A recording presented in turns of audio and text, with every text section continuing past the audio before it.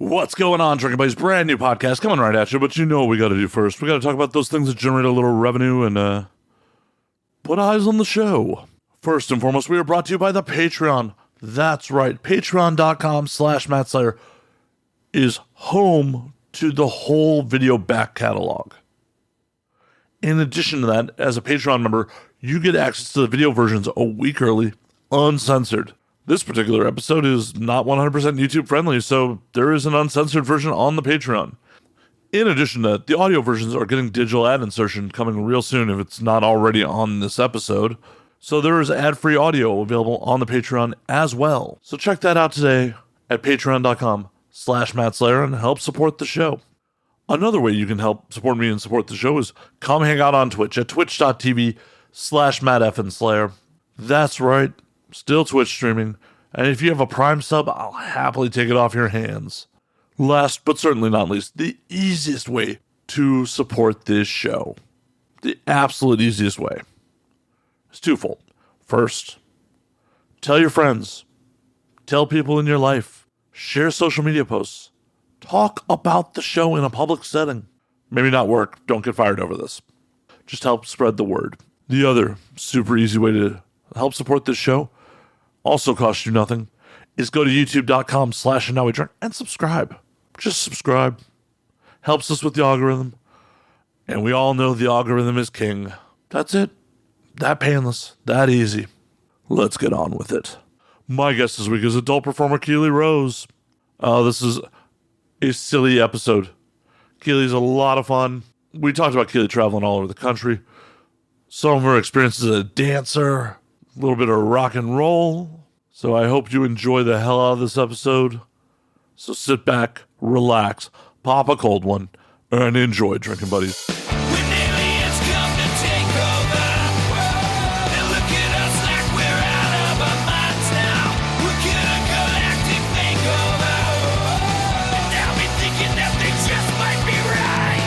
I cannot wait for this whole world to end. I'm gonna break out the bottle with my friends. I think they'll tell the best stories when we're gone.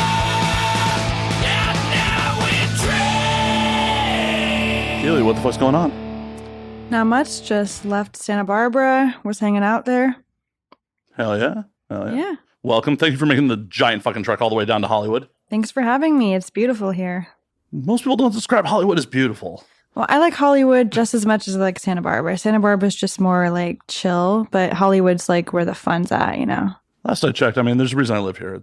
I like that it's walkable to bars, restaurants, all that fun shit. Yeah, I like all that too. So, And just before we got on air, we got to introduce Keely to Eagle Rare for the very first time. yeah. And you liked it? Didn't like it? Okay, so I like it. It's a little like strong and it gives you like a burn, but it's a good burn. I like it. I have to say, it's pretty good. She asked for Jack Daniels. I provided, but it was just like, but there's so much better whiskey we could get you. I don't judge. Well, I judge a little when it comes to whiskey, but most things I don't judge about. Yeah. You can do absolutely horrible things with the whiskey. It's just like a little judgment. Yeah. So is that like your favorite go-to? No. Like I found it on a decent price. My go-to is W.L. Weller Special Reserve when I can find it at a reasonable fucking price. Fucking the whiskey gray market is fucking ridiculous because W.L. Weller Special Reserve used to go for about $25 a bottle and is great at a $25 price point. Because Sazerac and Buffalo Trace started putting it out on consignment, it's fucking hard to find now, and people charge $90, $100 a bottle now. Yeah. Oh, that's way up. Yeah. And it's like, this is good at 25, man. It's really hard to justify $125 bottles. Yeah, that's like more than half more. Like, that's crazy. It's a special treat every once in a while, but like, this is becoming hard to fucking find. My local liquor store was selling it for fucking 70 a bottle. Whew. And Bevmo like had it for 32. I'm like, yeah, I'll grab that.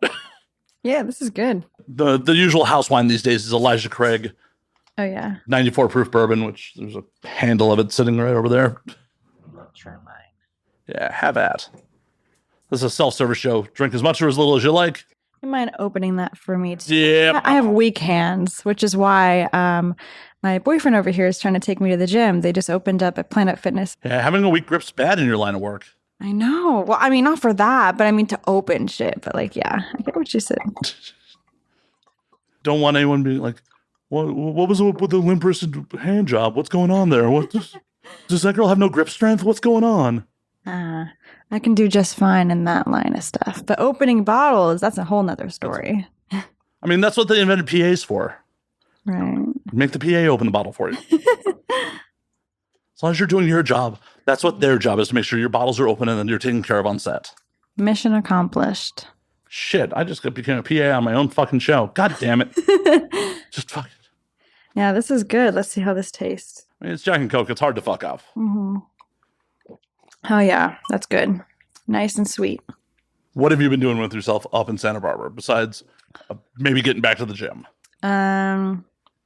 Relaxing, going to the park, going to the beach, just kind of hanging out, watching Netflix, that sort of stuff. What sort of stuff on Netflix? There's like a few shows I just finished binging. So I loved watching Euphoria. Absolutely freaking love that. And then I saw, there's this other show called Insatiable with Debbie Ryan. It's really good. It didn't get a lot of seasons, sadly, but it was so freaking good. Yeah, I'm not familiar with that one. I love the fuck out of Euphoria, especially the second season when they're just like, oh yeah, we're going full film nerd with this shit. Like, did you hear about the fact that they had Kodak recreate some film stock that they liked? Yeah. Shoot it on? It's like, I aspire to be that level of film nerd. Like, not only they're like, we're going to shoot on film. No, it has to be this specific film because that's how this looks. Like, yeah.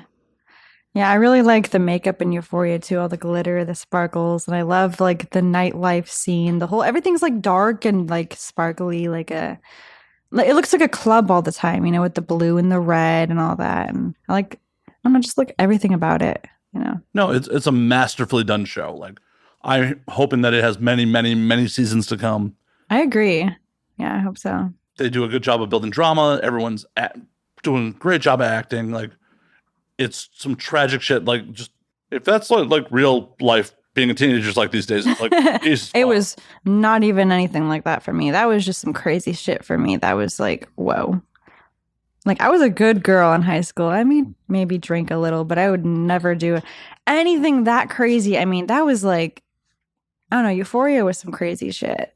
It's a lot of it was relatable, but I'd say most of it was just overblown. At least for me. That's for me. I'm sure that is not the typical high school. No, teens. not at all. Otherwise, the whole world. Oh yeah, they need some therapy. But like Zendaya and Hunter Schafer, my favorite. They're like my favorite actresses for sure. I feel kind of bad for like the dude who plays Nate Jacobs because like when Euphoria eventually ends, what the fuck is that guy gonna do for his career? He's so fucking good in that role. I know. Yeah, it was great. So it's just like he is gonna be fucking typecast.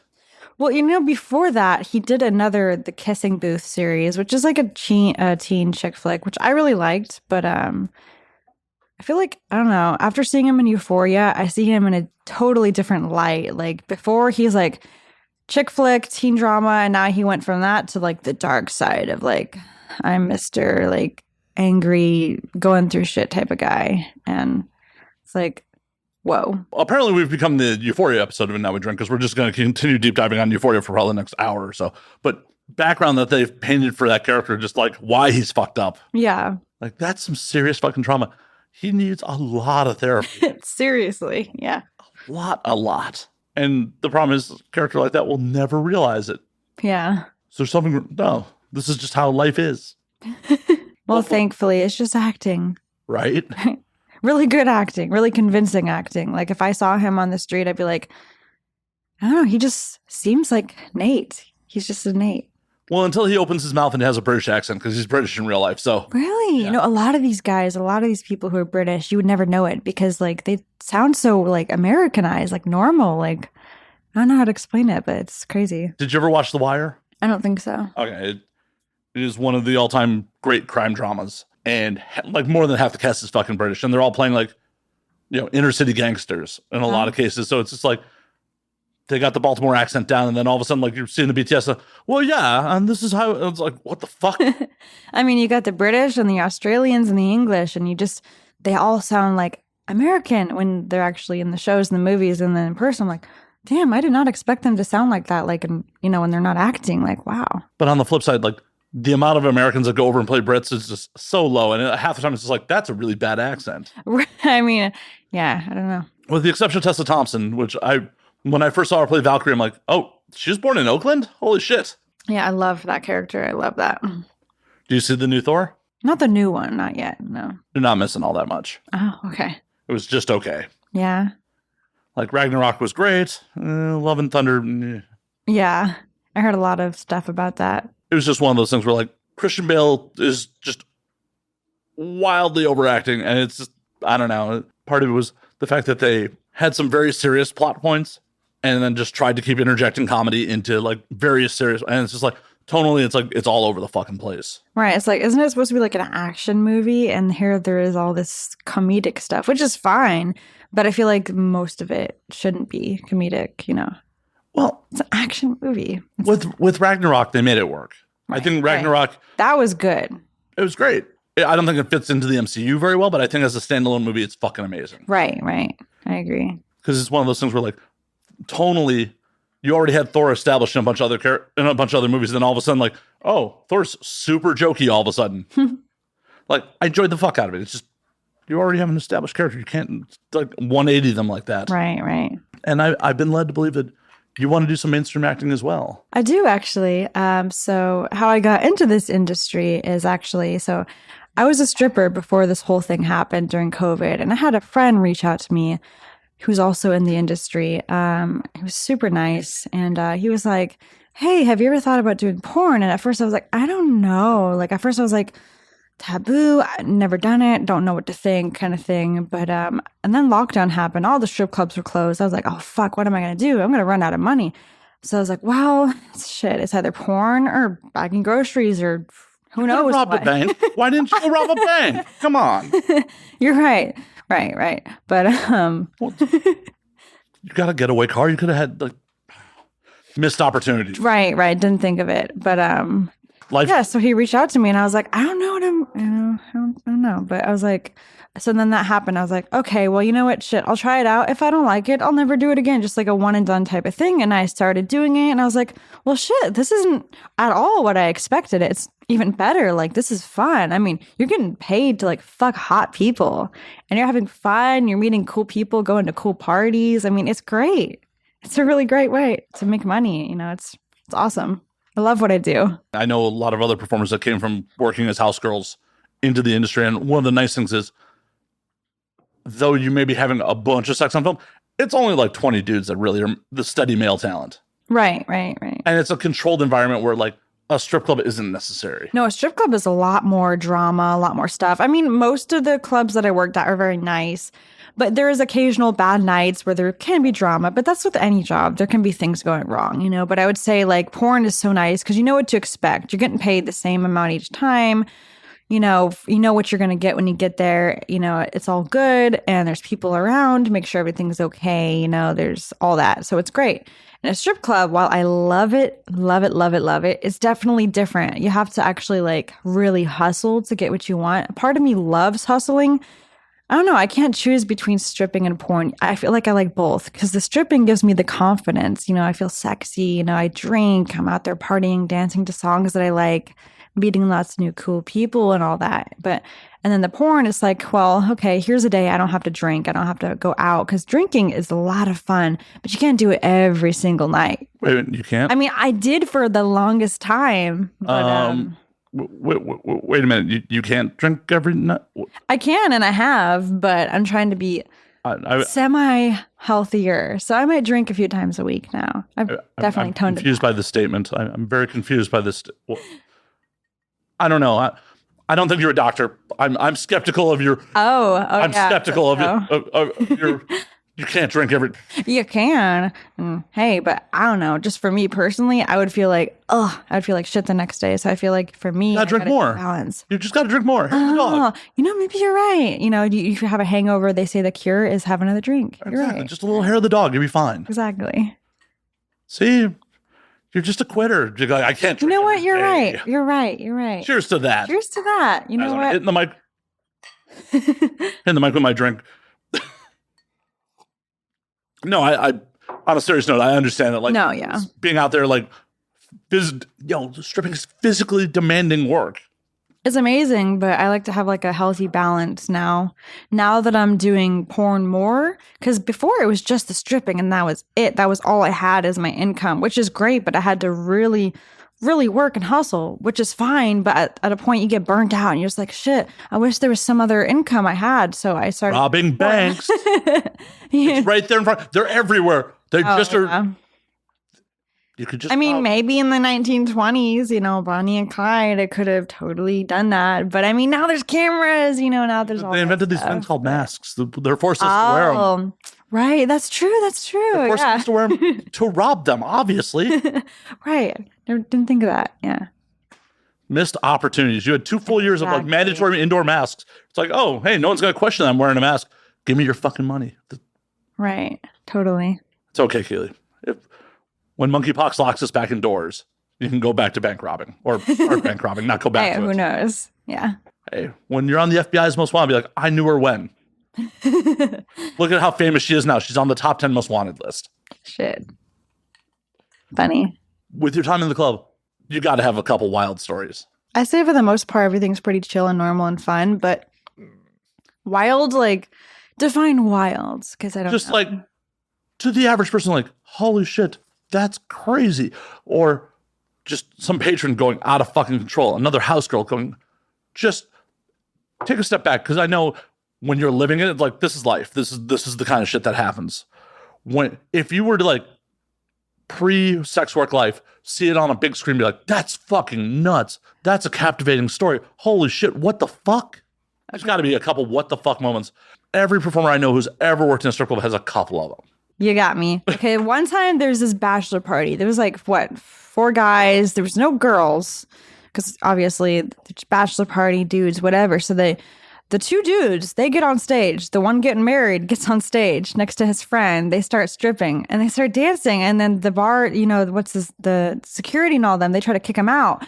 But then me and my friends, we were drinking to have a good time. We're like, no, let him fucking stay. He's having a good time. Clearly, let him do his thing. And so they let him do his thing for maybe a minute or 2. And then he's like, all right, you got to go off stage. You got to go. Because obviously, and then another dancer had to dance and she was pissed. Like she was like so mad. Like she wasn't even having a good time. She was like mad that she couldn't go on stage. And I'm like, this is his bachelor party, just like chill. I'm sure even for a minute. Yeah. I'm sure she was just thinking about her money. She's just like, that's probably it. Like, those are my stage tips that I'm not fucking getting. These fat motherfuckers on stage are getting my goddamn tips. Right.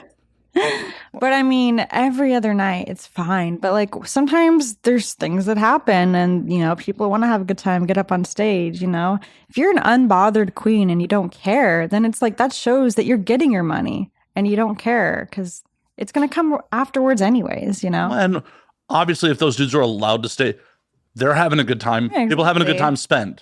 Yeah, right. Don't kill the vibe, No one wants to like open up their walls and be like, oh, I'm having such a good time watching 2 dudes get 86 out of the fucking club. Like, man, that's fun. Yeah. I mean, they were gone within like just a few minutes, so.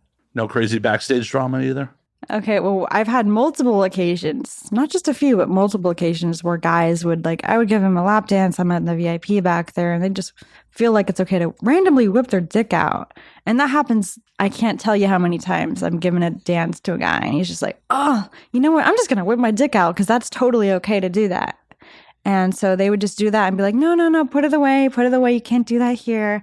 And they tried a couple more times. And then, hey, if they do it again, you're like, you're gone, dude. 2 strikes, you're out. I sometimes give people 2 strikes. Okay, so it really depends. Like if I'm having a good time, the guy seems chill and friendly. Look, I'm a very nice, forgiving person, so I might give you a 1 chance. Some guys I won't give any chances because I just know them and I know. I mean, I feel like you are no longer a cool or chill person the minute your penis comes out unsolicited.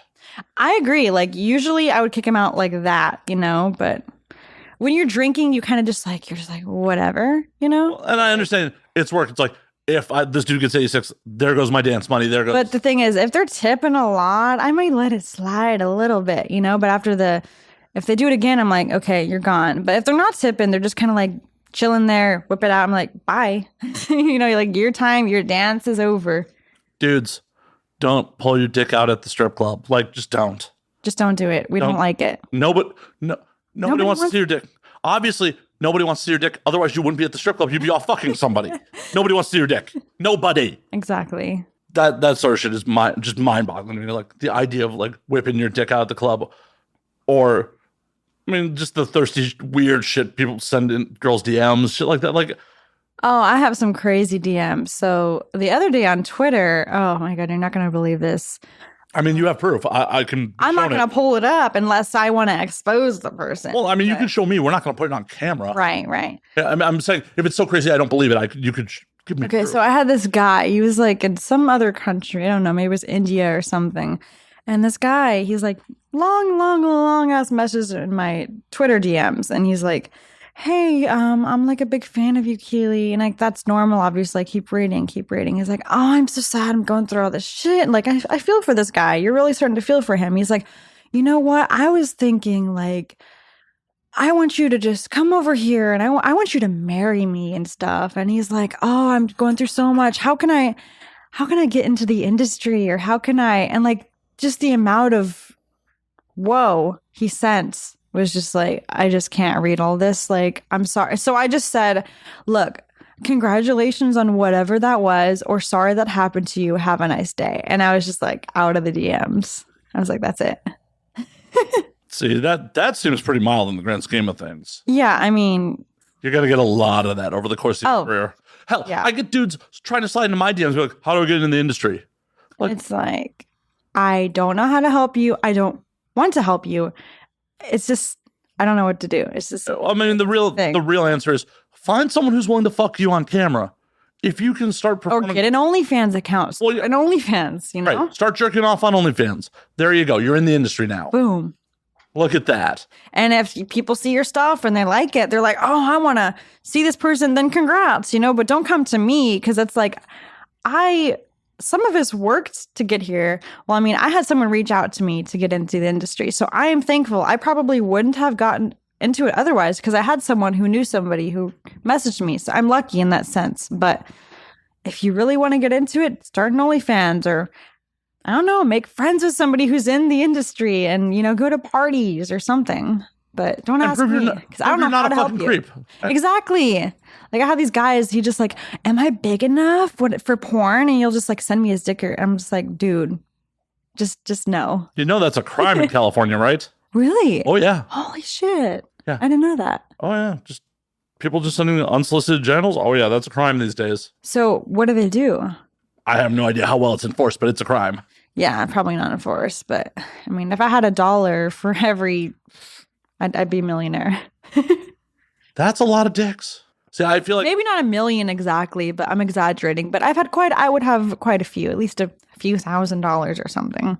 it makes me long for a time. We used to have a segment on the show when I had a female co-host where we used to rate everything about the dick pic but the dick from all the dick pics in her DM. Oh, like the angles, the angles, you know, the lighting. Oh, that's like, so funny. That's cool. The fucking costuming choices or lack thereof. So that's like the petty shit, and I'm so petty, so I love petty shit. That's funny. I mean, we wouldn't even give them a name because we don't even want to give them recognition. We'd be like, this dude. And yeah. Like, I remember we had one where the dude, it was obviously a public toilet. Yeah. Like, obviously a urinal, like it was a stall. And he had stripped fucking naked and like folded his clothes and put it on the toilet to take this dick pic. Like, the fuck, dude? Like, the fuck? Who does that? Who is so desperate to send a dick pic that they're going to strip naked in a public restroom and then fold their clothes, put it on the toilet to take this dick pic? Like, the fuck's wrong with you? Yeah, you gotta have, sounds like that dude need therapy. Probably. And more. For the fuck's sake, for anyone who's just sending unsolicited dick pics, like, you probably need therapy. Because what are you hoping to accomplish? Right. There's nothing to do. No one has a penis that is so beautiful that you're like, oh my God, I'm going to leave my boyfriend, give up my career just for that dick. It's so beautiful. Oh, it doesn't exist. I know. It's like the amount of guys that think that we're going to, how do you think we're going to react to that? Like, what do you expect? You haven't done this 100 times to already know the reaction. Like, oh, well, this is the 300th girl I've done this to. Maybe she'll react differently. Like, dude, get a clue. At least ask. One time I had a guy ask. I'm like, well, at least he tried. Points to him for trying. It's like, is it cool if I send you a dick pic? I figured I would ask. Not that I would want to see one, but hey, props to him for at least trying to ask, before consenting. Like, you're another human being. Do you consent to this? Like, I like that. Consent is hot. I like that. I'm assuming you said no. Of course. I'm like, thank you for asking consent, but the answer is still no, hun. Why? Like, honestly, I feel like that is one of the worst parts about the modern industry is having to deal with because social media is so much part of the job. And then just having to deal with the bullshit that comes with it. Right, right. One of my friends who's not even a performer, just, hot internet girl, opened up her DMs for like, one of those like, ask me a question anonymously things. And some dude's like, can I suck the eggs out of your ovaries? Like, oh my God, that is like, ugh. Yeah. What's wrong with people? Even before I was doing sex work and porn and stuff, when I used to work as a waitress and all of that, like many years ago, and I would have guys that reach out to me, sending me the same shit. Obviously, I'm getting that, but on a much larger scale. So at some point, it gets kind of annoying. And I think people need to realize, look, we don't need your dick pics. Just don't do it. Just don't do it. No, we just need your money. Exactly. Subscribe to the OnlyFans, do all that. Right. Come out to the feature gigs. Right. Oh, speaking of, oh my gosh. So I had the most wonderful time in New York at Sapphires. It was amazing.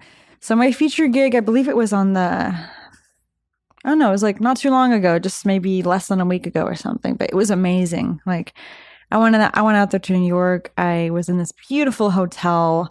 I was staying at the Refinery 39. So if you guys are in NYC or Manhattan and want to go to that hotel, it's so amazing. Fancy as hell. The food was marvelous. I went to Parker and Quinn, had the most wonderful omelet in the morning. And the Sapphires 39 was so amazing. Like, the food was great. The drinks were great. Like, I had champagne with strawberries. Like, I had the time of my life. And thank you guys to whoever came, for all of you guys who came out to Sapphires, because I had a lot of fun. Good to do anything else in New York besides have a good omelet? Well, you see, I didn't really have a lot of time there. I had to come and go. It was basically like a day and a half because I had to fly in. I had to do a photo shoot in Vegas for the promo pics and some other content for OnlyFans and all that shit. So, and then after that, a few hours later, the plane flight was like at least 5 hours. So it's like half the time was on the plane flight. And then I got there and then I had to eat, go to the hotel, kind of relax, unpack from the jet lag, shower, relax. Then I had to sleep because obviously who doesn't sleep after they're tired from a fucking 5-hour plane ride, That's what the plane's for. You sleep on the plane. Exactly. I could hardly sleep on the plane. It's so uncomfortable. Like, half my life I spent sleeping or partying or posting Instagram pics and shit. Trying to do the equation half. That's a lot of math. Oh, and working and doing porn and stripping, obviously. So it's a mixture between that, but I mainly sleep because I like to sleep. Well, hopefully we can make it through the whole podcast without you falling asleep on us. Oh, I'm not tired. I had 12 hours of sleep. I woke up at 12 o'clock this afternoon and went to bed at midnight last night, so I'm well rested. Well, what's crazy is I don't know how real this I'm a vampire. Wow, you must be one of those new Twilight vampires because I definitely saw you during daylight. Oh, yeah. I have one of those. See this necklace right here? Yeah, it's like Amazon, but it totally works for that daytime shit. Oh, it's some full-on like First Blade movie shit. Yeah. We're like, we're just wearing sunscreen. It's okay for us to be in the day. We're wearing sunscreen. We're high SPF. Yeah. Oh, yeah, this has it all in there. That's got to be the worst to be a ginger vampire. Like, you just instantly the sun comes out. Poof. Oh, well, you'd be surprised. There's some powers in this thing right here. Oh, yeah. For the audio audience. Protects me. The audio audience. It's some cherries around her neck. I love cherries, so I'm thinking, I don't know what I should do for Halloween this year. Are you going to dress up? I mean, I'm cross that bridge if I'm still alive by then. You look not a day older, 27. Well, lying will get you far in life. I see the stripper practice at work. Like, oh, honey, you don't look a day over. Oh, let me go get my wallet real quick. Like, no, but I'm for real. Like, what's your skincare routine? You don't have really any wrinkles or nothing. How old are you? 41. No, really? Oh, yeah. Holy shit. Wow. What, the grays don't give it away? Well, I mean, some people can dye their hair gray, but like your face, like you have a baby face. You don't have like any wrinkles really. Like, No, I'm just losing my fucking hair, though. Honestly, same. Well, that's because I diet so much, but you know. Yeah, I'm just doing it the old-fashioned way. I just fucking Right. male pattern baldness. Hey, it's in fashion. Thank you, Leonardo DiCaprio, for making dad bods cool. Like, Hey, it's cool. It's in, you know. the amount of women who are like, oh yeah, no, I want a bigger dude that to cuddle with. I don't want all those abs. I'm like, Right. You want something that you can actually squish and hug. You don't want something that's just kind of like stiff and like, whoa. You know what I mean? Like, well, I mean, you want part of it to be stiff. right. You want a little bit of balance. Like I said earlier, everything's all about the balance, you know? For sure. And I'm very thankful that is in fashion now. And that younger chicks are just like, oh yeah, no, I want an older dude who's a little out of shape. I'm like, hey, I'm right here. I'm right here. I'm wildly immature. Sorry, like put me on the roster. Right. Sign me up. I'm here. I am here for it. Right. Like, thank you. Thank you, fucking 2022. Thank you for like me being in better shape and attractive when that was cool. And now that I'm, in shit shape, it's like, oh, hey, that's still cool. Yay. Aging like fine wine. Doesn't it feel great to be on trend all the time? Well, not fully on trend. I am still a metalhead, so it was still like, Well, you know, rock and roll is definitely making a comeback. I don't know about you, but I love rock. And I feel like there's a lot of people, especially on TikTok, doing like rock music and stuff. Like, what's a newer band that's like actually out there? I mean, there's Greta Van Fleet. There's a few. You know, Fleetwood Mac just came back recently after. Yeah, but I mean, that's definitely they've not been new- back. That's They've not been a new band. I know, but the fact that the genre's coming back, TikTok literally has made a lot of older songs from the 80s, 90s, 70s, and 60s very popularized again, Well, which is great. Because I love Fucking that Stranger Things made fucking Metallica. Oh, I've And always Master of Puppets. loved that show. Oh my god. It made Master of Puppets chart again. But at the end of the day, the genre will only evolve if new acts come forward and evolve the genre. I get it. Yeah. If it's all just old acts putting out new music, that's great. Eventually, they're going to be too old to fucking tour. Not everyone can be the fucking Rolling Stones and be like, push us out on stage in our wheelchairs. We'll still do this shit. Well, I get it. Yeah. I just love rock. I feel like it's making a comeback, or maybe I just want it to be, but I feel like it is a little bit. Who are your bands? So, all right. So my favorites, obviously, I like Eric Clapton, Jimi Hendrix. I like Depeche Mode. Freaking love Depeche Mode. Pearl Jam. I actually went to see Pearl Jam in Dana Point about a year ago. It's freaking amazing. Like, so good. I like Nine Inch Nails. Head Like a Hole is one of my favorite fucking songs ever. Like, I would dance to that shit at the club and people would be like, damn, like they wouldn't even expect that. So it's like, because I know a lot of club music, like I can totally fuck with hip hop. Like I can twerk, I can do all that. But what do I really feel like in my soul?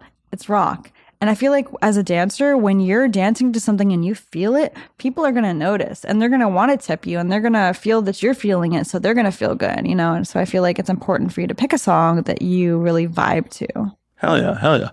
But every one of those acts is 30 plus years old. I don't give a fuck. There's no age limit on music. There's no expiration date on music because it is not milk. You hear me? It's There is not expiration dates on musicians, though. milk. I highly disagree. Oh, no. Their art will live on forever. Oh, yeah. But eventually, they're going to age out of live performances, or they're just going to fucking die. Fucking poor Lemmy has been dead 6-7 years now. Well, I mean, I don't go to like concerts very often, but I have to say, I will still blast that music. I will still listen to it, and I don't care how old it is. But Oh, and there's nothing wrong with that. Right. I listen to almost every artist you name there. I'm just saying, for the genre to thrive, I get it. There's got to be new people. So, hey, if you're out there and you like rock, go ahead, like freaking listen to it. Start a band, you know, like if you're listening to this, like I love rock music. So I'll send you a titty pic if you have really good rock music and you come out as a band. one tit I for love one rock. track. You heard it, folks. Right. Make rock great again. Well, and we were talking a little bit before you got on air that, like, you guys are starting up doing some music, right? Yeah, I mean, I haven't had a lot of time, but I know like my fiance plays guitar. He's really good at it. I sing every once in a while. I'm pretty good at it, but yeah, just haven't had the time to do all that because you know I gotta sleep, I gotta work, and do all that. But What are your influences for the music you guys are creating? I love Fleetwood Mac. I love Lady Gaga. I love Adele. As far as like singers, I love Depeche Mode, like all sorts of different shit. Yeah. Cool. Very cool. I just realized the biggest loophole in the offer you just made a moment ago, though. Huh. Your fiance plays music. You're just going to show him your tits. Oh. Wow. Oh, yeah. Just fucking loopholed it. Oh, hey, I can just show my fiance tits. He's going to make music. He's already seen them so many times, though. Well, is he tired of them? Is he tired of them? Of course not. See, off mic, he is shaking his head. Oh, okay. Do you want me to flash him right now? I mean, that is your call. Okay. Well, I mean, you're going to censor them anyway, so. Yep. And the tits are out, folks. And we now have some Patreon exclusive content. Yeah. Now you have to go right, man. Right, exactly. Where's your band? Where's your band, babe? When am I going to hear you play live? Putting the guy who can't defend himself on mic on the spot. I know, right? We're horrible. We're horrible. I know. I'm such a horrible person. It's okay. By the way, I never asked you. What's your sign? Aquarius. Oh shit! So is he? And I'm a Leo. Ah. What's your birthday? Are you trying to dox me on my own show? Not at all. If you don't want to say that information, No, it's on my IMDb. Okay. February 9th. Okay, mine is August 5th, and his is Can I say it, or do you not care? Yes, if I can say it. Okay, so my fiance's birthday is January 27th. So I love Zodiacs. I try not to base everything off of it, but I do find it's pretty damn accurate with some stuff. He's like, nah. I'm like, yeah, it is. Some of it's accurate, some of it's not. Some of it's just human nature. Yeah, whatever. It's a good icebreaker, and I don't know. I just find myself getting along with fire signs and air signs. It's just what it is. It's crazy, Aqua's in the fucking name, and it's a goddamn air sign. Why? Why do you gotta... Right, it's why is it not a water sign if it's Aquarius? Yeah. Aqua, I don't get it. Forever, when I was less educated, I was like, what do you mean I'm an air sign? Aqua's in the fucking name. Right. Like Leo, the lion, I got naturally curly hair, so you can tell that I'm a Leo. And just like a female lion, you're out there hunting. Exactly. I'm hunting to see who has the biggest wallet. I mean, that is the appropriate prey. Right. Pounce, grab that shit. And who doesn't love a good party, I like to party quite a bit, so. What kind of partying are you doing in your real life? What do you... So I usually like to go out with some friends, go to house parties, go to clubs, go to bars, drink, dance. So, just the normal, regular shit. I'm just being a normal 20-something. Right. I'm enjoying life. I just turned 25, and I'm so happy, but I don't feel like my age. I feel like a lot younger. I don't have a lot of experience with stuff. I don't know how to drive. First of all, I don't even have a license because, you know what? I have my man over there. He can drive me anywhere I want to go. So I don't have to worry about getting anywhere. So it's Do you ever wake up in the middle of the night yo, ice cream now, let's go? Oh, yeah. He does it. He gets it from me all the time. And sometimes he's like, I don't want to go. It's 3:00 in the morning. I told you to wake me up and shit like that. But yeah. You just hit him and send him on his way? Sometimes I get my way, sometimes I don't. But if it's 3:00 in the morning, chances are he's not going to take me to get my ice cream or whatever. But I mean, can you really blame him? It is kind of late, when you're just waking up, Well, especially in the modern era where there is Uber Eats or whatever. Exactly. Just no. Just send someone, pay too much and send some dude to bring it. Right. It's one of those things where I'm fucking old and I'm oh yeah, that's the thing. I do it all the fucking time, but in conversation, it's oh, I'll go make a run for that. I don't run for that shit. I always have it fucking delivered. Honestly, unless I'm starving, I feel like I could just live until the next day and be forget it. I should just fast anyway. It's keto, so I guess it's healthier. By the way, we're trying to be keto. That's part of our healthy diet we're doing. I'm mainly having... You can't do that with fucking drinking Coca-Cola. Okay, so basically I'm half keto. I'm trying to be keto, so I'm trying to cut out the sugar. I just found this really good milk called Rebel milk. You're drinking fucking Coke. I know, but I only poured a tiny bit of it in there. But I feel low carb, low sugar. Not zero, but low. So keto is mainly meat and cheese and low carb, low sugar. Are you pissing on the ketosis strips and all that shit? Am I what? Pissing on the ketosis shit. So I mean, part of doing keto is your body goes into ketosis. Yeah. So you have to measure the ketogens in your blood by like pissing on a strip. I haven't quite gotten there yet, but I will order some of those wherever Amazon has I can them. get those. So Yeah, because interesting. I didn't know there was like a way to measure all that 'cause stuff. So if you're not in ketosis, it doesn't matter how much you're fucking doing the diet. okay. Well, point is, I'm trying. So for those of you out there, I don't know everything, but I'm trying to learn more about ketosis and keto, and I'm trying to go keto and get Yeah, healthy. because so. you definitely have to measure that shit because the way keto works is normally your body burns carbohydrates for energy. Right, right. So ketosis, when you're in ketosis, your body burns fat for energy. Oh, okay. But yeah, if you're not in that's good. ketosis, your body goes back to like, no, I'm going to burn carbs. Okay. It's kind of like being on a hybrid that you'd plug in, where it's like, oh, if I'm in ketosis, I'm running on electric. But if I'm out of electric or it's not set up properly, I'm running on gas. Ah, it's a cool way to look at it. You got to make sure that you're actually in ketosis. Otherwise, it doesn't matter like how much meat and cheese you eat. You'll still pack on the pounds because your body's like, I run on carbs, dog. Interesting. Obviously, I'm not practicing that, but I'm trying. I'm not quite there yet, but I'm trying. hey, you'll get there. You'll get there. Yeah, But exactly. I've heard it occasionally happens to people. Some of the horror stories, like you'll get like the keto flu, like you'll get flu-like symptoms when you first go into ketosis. Really? Can happen. It doesn't necessarily have to happen Okay. Yeah. because your body's like, I got 25 years of running on carbs, man. What's happening here? This ain't right. And then your body just reacts. Eventually, you get over it. Your body eventually figures it out. It's like, oh yeah, I'm supposed to be just eating fats for energy. Okay, but there's a bunch of side effects when you initially like do it potentially. I guess that's understandable when your body does something new. It's like you're going to go into a little bit of a shock for sure.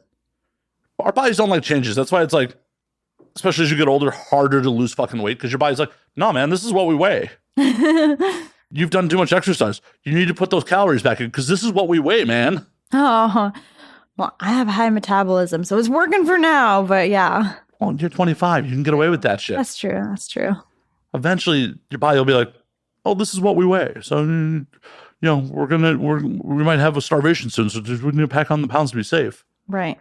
I'm going to try my best to be as healthy and hot as I can be forever. So, It's a good goal. of course. If you live in Southern California, like that is the goal of most Southern Californians. Either you got to be hot forever or exceptionally funny or rich. Like, True, those yeah. are your three options. Hey, why not all three if you can try? I mean, I'm not funny because, women aren't funny. Some women are funny. Try. Yeah, it's hard to find.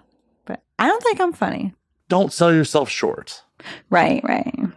But there are definitely funny women. Like that's horrible to say there aren't funny women. Oh, I have a dark sense of humor and a dry sense of humor. So if you didn't catch that, You're in the right place for dark sense of humor. Don't worry. sweet. Shit can get real dark on here. Real dark. I may have, made a terminal cancer joke or two in my day. These things happen. These things happen. Oh, that went down the wrong pipe. Oh, Oh, you good? apparently I told you I may not make it to October. So Oh, well, if I die, just lock up on the way out. you'll be fine. Well, yeah, I'll I be was dead. I'll thinking stop of- caring. So for Halloween, what are you thinking of dressing up as? I was thinking either Poison Ivy, Black Widow, or maybe like Strawberry Shortcake, but like a slutty, sexy version. I don't know yet, but there's so many to choose from. It's so hard, but I know for sure I'm either going to go as a redhead character or a blonde. I mean, I can just buy wigs and shit, but like, I don't know. You can buy wigs. Yeah, Amazon, They sell wigs now? cosplay. Oh my God. Yeah. Or you can just go to Party City, obviously. You can go anywhere to get anything you want. Most stuff you want is on Amazon or Party City. Oh, I'm talking about Halloween costumes. Amazon. Yeah, Amazon. Right. Just fucking around. Yeah, of course. Of course. I love Amazon. They have so much shit. I love it. They do. And I shop there all the fucking time. And I know I am just supporting evil. I am just supporting fucking evil. I know, right? It's so bad. It's so bad to support Amazon because they just have too much good stuff. And their return policy is just too good. Yeah, because they literally don't care. They're like, yeah, sure, whatever. Doesn't work? Yeah, we'll refund you. We'll replace it. We don't care. I literally had a hard drive die or dying. And they're like, oh, we'll just send you a new one. Just send us back the old one in like a month or so. It's cool. Amazon's just so awesome. I just wish they were less of a shitty company. Hey, well, you know, it is what it is. I mean, I'm not going to stop shopping there. Don't get me Me wrong. neither. I'm never gonna. I am a giant hypocrite when it comes to this. Like, yes, I definitely think you should be treating your fucking warehouse workers better. Oh, yeah. They shouldn't have to pee in bottles or worry about getting fired when they need to take a fucking leak. Doesn't that happen mainly in like Europe or something? Or I feel like that. No, that definitely happens here. Oh shit. Well, Yeah. News to me. But yeah, if that's why a lot. then that's awful. That's like why a lot of the warehouses are unionizing. Oh yeah. Because of the fucking conditions. Because they're like, oh, you have to turn out and pick this many items per hour. We don't care how you do it. Right. So it's some shit conditions. But at the end of the day, if I need a fucking battery, where the fuck am I going to buy a battery? Like, right. Or the amount of places, brick and mortar, that they've just put out of business at this point. It's like, fuck, I have no choice. Right. Radio Shack doesn't exist anymore for a lot of like little electronic shit.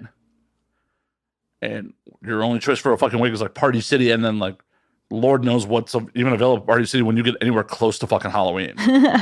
Like that's just picked fucking bone dry. Yeah.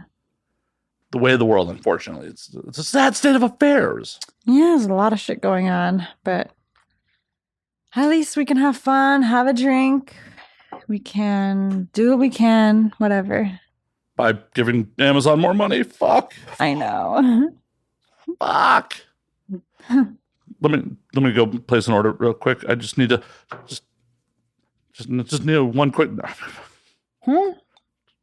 Just a little addicted. Just a little addicted to ordering Amazon. Just a little. Oh, same, yeah. What was the last thing you ordered from Amazon? I think it was like a crop top or some cables from my boyfriend's guitars or something. As usual.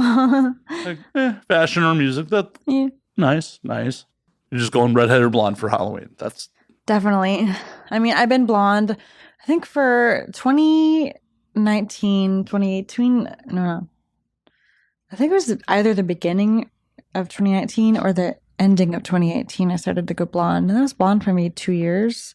And then I decided, well, you know what? I'm going to try being a redhead, and I think I'm just addicted. Like, if I'm ever going to dye my hair in again, I'm just going to, like, wear a wig or something. Because honestly, like, I love being a redhead. I just love the color. I just feel so beautiful, vibrant, like, a lot of people, like Shakira, Britney Spears, I love them. They're so beautiful. But I think they're, like, natural brunettes.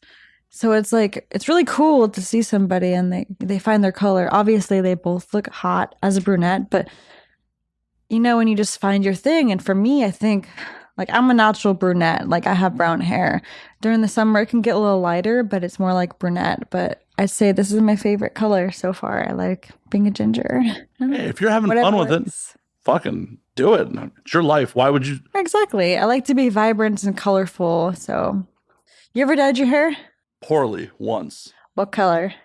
I tried to dye it green. Green? Holy shit, that's pretty cool. Oh, no, it went really, really poorly. Oh, yeah? I was a fucking dumb kid. And I didn't know I had to bleach it first. Oh, my God. So I ended up pretty much dyeing my scalp green. Oh, so did it like grass or something? It did not look good. Like, it was pretty much my natural color, but you could see, like, green tinge to it. And my scalp was, like, from here to, like, fucking green. Oof. Because I was a dumb kid. I was just like... shit happens. Yeah. No, there was no parental guidance on this. I just got it in my head like, I'm going to dye my hair green. And then got the green hair dye and just did it and didn't realize that, like, oh, and you have dark hair, you have to fucking bleach it first. Right, exactly. The first time I ever dyed my hair was thankfully in a salon. Thankfully. And I went blonde. And that was the first time I dyed my hair. So, yeah, but I would have to say I'm definitely going to stick with this. What made you decide to go blonde initially? Well, I mean, I've always thought about it. Like, I wonder what I would look like as a blonde. Like, I've always had brown hair. And I like brown hair. I always felt like it wasn't, like, vibrant. So it wasn't really doing it for me. I was bored. Life is short. Have fun. Dye your hair. So I was like, okay, let me try blonde. I loved it. Absolutely loved it. But, yeah, I definitely like the red. Did you, like, try wigs first and, like... Sadly, I did not, because I didn't think of that. It just didn't come to mind at the time. But this was like 2019, like end of 2018 or something. And I was like, oh, let me just go blonde. And so I did, and I loved it. It looked great. But I think in the past year, maybe year and a half, I started to try out different wigs and stuff. And I think it's really cool because you can really change your hair, change your look. And there's some really realistic looking wigs too. Also, if you get a wig with bangs, it doesn't really, you can't really tell as much because of the hairline of wigs. Sometimes I find I don't know anything about wigs. I suck at putting them on. I had some pictures of me wearing them for some different cosplay stuff, and I was like, damn, nobody told me that the glue, it was just a mess. But I mean, yeah, it's nice because you don't have to damage your hair. You can just change it and you don't have to damage your hair. So, but yeah, this year I'm definitely going to go as, I don't know yet, but definitely probably a ginger character, something sultry. Like, so I'm really torn between Jessica Rabbit and, I don't know, you know what? Actually, I think I might just go as Jessica Rabbit just because I love the character. I love the aesthetic of it. And I don't know. It's a hot one. You gonna dress him up as Roger? I don't know. I think he would look pretty cool. He's like, nah. I don't know. We'll see. But yeah, that would be pretty cool. Then you guys could do some pictures of you doing patty cake. Come on. Oh, that's so true. We could do that. Yeah. Or maybe I can do Hollywood from Cool World. That would be so cool. I can just put on a blonde wig, purple dress, purple choker, and be like, fake cigarette because I don't smoke. But I can be like, or I can use a blunt in my hand, some weed. I can have like the choker and the hair and everything. So yeah. You a big weed smoker? Every now and then. I'm more like a social drinker, social smoker. I don't really do it alone, but yeah, if someone's offering it, I'd be like, okay, I'll have a couple hits. Nice. Ever experiment with anything else? Hallucinogens? No, actually. No? I mean, I've had shrooms like maybe once. So that's experimentation. That's true. Do you enjoy it? It was decent. I felt kind of chill and relaxed, but I don't know. I did it with alcohol, so I don't know if I got the real effect or not. But do you have any idea how much you took? it was like a strawberry cookies and cream flavor or something. It was like one of those chocolate bar ones, so I had like a little bit of it, but it didn't really do anything for me. So it was probably like a full bar was probably an eighth. I only had like a tiny little cube of it, so I didn't. Okay, really, yeah. probably didn't do it. I mean, that's like microdosing levels because okay. Generally with the chocolate bars are generally about an eighth of shrooms in the whole bar, and they generally break into 10 squares. So yeah, that's not much. Okay, yeah. But like you should have gotten some like body euphoria. Oh, I got a little bit. I got a little woozy, and I felt good, but it wasn't really like what people talk about, if that makes sense. Well, yeah, didn't really get the full effect. You got a macro dose. You got to eat the whole chocolate bar. For next time. I'll try that next time. Do it in a safe environment. If it's your first like real trip, do it in a safe environment. But oh, of course, yeah. I don't know. I mean, I go out in public tripping, so. You do, huh? Oh, yeah. Like for real, for real? For real. Damn. That's ballsy. I'm experienced. Well, that definitely helps. Hell, You know what to expect. I think 2 out of the 3 last times I did a fair amount of shrooms, I was out in public. Last year, some friends of mine dragged me to a pro wrestling show, and I'm not into wrestling. I was just going like, it was one of those things where like, shit was just starting to open back up. I hadn't seen my guys in a minute. Right. Like, I'll go be social at this thing that I don't even necessarily want to be at, but Yeah. it's like, want to see Something to do. Right. I'm the same way too. Like if I'm bored, there's nothing going on, I might just go out to something like that too. Like if someone invited me to like basketball or something, I'm not really into that, but I'm not into football either. But I mean, if somebody invited me, I'm like, sure, yeah, let's go have a couple of beers and some hot dogs and let's chill. It's better than nothing. You can be staying at home watching The Simpsons or whatever, so which is fine. But sometimes you want to go out and actually do shit, 100%. It's one of those things where like, I tell myself whenever I'm debating if I want to go out or not, it's like, I know how the night ends if I stay home. Yeah, then you never know where bored and you sleep and you're just like, well, that was lame. Right. You never know where the night will go if you go out. Life is short. You should have fun. Obviously, be safe as long as you're not hurting yourself or nobody else. It doesn't really matter, but just have fun and just enjoy life. I agree. But once I got in the car with my buddies, one of my friends who was driving was like, "Oh, I heard you want mushrooms," and just tossed me a baggie. And it's funny. I'm like, "All right, cool." And I probably ate a little bit over an eighth, like just in the backseat, just and we were driving all the way the fuck out to Riverside. Oh, wow. So you were like probably tripping the whole time, huh? A good chunk of the trip. And that's fun. I have found I really enjoy being in cars tripping. Yeah, I like being on the road anyways, because we like to travel quite a bit. So I think just being on the road in the car just feels like at home to me. Like, I don't know, I just like being on the road. Road trips are always fun. Where are some of the best places you've gone to?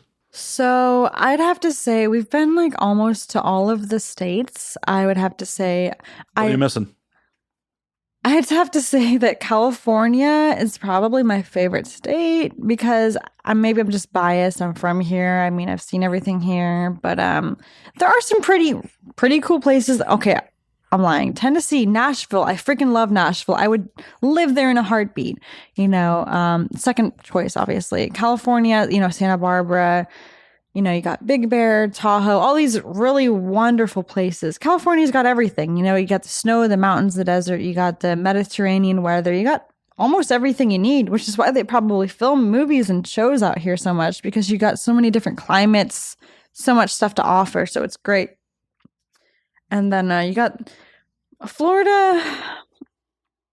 It's nice, but it's not really my thing, It's just like hot, muggy mosquitoes. I have to say that I love St. Augustine, and some parts of I don't know, Sarasota's kind of cool, but I'd have to say would I live there? Probably not. But New York, beautiful. A lot of people though. Central Park, beautiful. Food, wonderful. Maybe I could live in New York, but I feel like I could just visit there because I'm just so comfortable with California, Santa Barbara, and LA. I just feel like this is my home because I've always lived here. And I just feel, I don't know, it's not just because I've lived here, because I know a lot of people that are from wherever they're from and they don't like it. So I understand that completely, but I have to say California is probably my favorite. Well, I live here for a reason. Like, I've been to 45 fucking states, and there's nowhere else in the States I would rather live than here. I mean, I chose to live here. Right. Yeah. There's plenty of places I love fucking visiting. Fucking love. I love visiting New Orleans. New Orleans is such a fucking blast. It's such an amazing city. It was such just rich history. Have you been? Yeah, actually, we went through there a few times. It's very hot and muggy though. The places I there don't are want to live beautiful. there. I don't want to live there because of the weather. Just too crowded, a lot going on, and I can't really relax there. So I don't really. Well, and God's trying to wipe it off the face of the earth, but Right, yeah. But we went to Key West. I went to Key West in Florida. It's beautiful. It's just so damn hot there. But I mean, the food is wonderful. We had conch, key lime pie. Like, the food is great. It is beautiful there. I love the history. The homes are beautiful. It looks like, a lot of people. So I have this picture online of me in front of a beautiful pink house in Key West. And everyone's like, oh, is that New Orleans? I'm like, no, it's Key West. But they have similar aesthetics. They're very cottagecore, very old homes. And I'm really into that type of look. So, well, it's because at one point they were both, Spanish colonies. yeah, I love the architecture, all that. It's really pretty. But yeah, I'd have to say, so if I could live anywhere in the world, like I haven't been outside the US, so I cannot. Why have you not been out of the US? Because we just recently got passports, COVID hit. I have to say, I love Hawaii. It was beautiful. We visited there. I had the best poke ever there. We went to Waikiki Beach. Absolutely amazing. Very touristy, but so beautiful. Painfully touristy. When I was there when I landed, I'm like, fuck, I am definitely still in America. Like, there's the goddamn Gap. There's a Cheesecake Factory. I am still in fucking America. Right. There's a Louis Vuitton. There's people on the street trying to sell me like their lotions or whatever they're selling. Yeah, it bummed me out. I'm like, because when I travel internationally, I don't want to be in America. I want to experience other cultures. I want to see. And it's like, oh, well, Hawaii is a fucking Pacific island. It should be wildly different than nope. I know. I'm sure there are parts that are probably, yeah. but I meant the other ones, but I was only there for 12 hours, so literally right. I got off the plane, checked my fucking luggage through back to LA, and called a shuttle to go to Waikiki Beach, and then I just kind of chilled at one of the hotels beachside, just drinking cocktails and reading because.